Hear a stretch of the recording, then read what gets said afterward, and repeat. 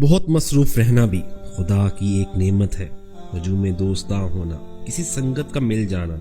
کبھی محفل میں ہنس لینا، کبھی خلوت میں رو لینا، کبھی تنہائی ملنے پر خود اپنا جائزہ لینا، کبھی دکھتے کسی دل پر تشفی کا مرہم رکھنا، کسی آنسو کو چن پانا، کسی کا حال لے لینا، کسی کا راز ملنے پر لبوں کو اپنے سی لینا،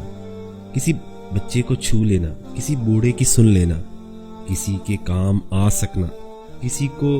بھی دعا دینا، کسی کو گھر بلا لینا، کسی کے پاس خود جانا، نگاہوں میں نمی آنا، بلا کوشش ہنسی آنا، تلاوت کا مزہ آنا، کوئی آیت سمجھ پانا، کبھی سجدے میں سو جانا، کسی جنت میں کھو جانا، خدا کی ایک نعمت ہے۔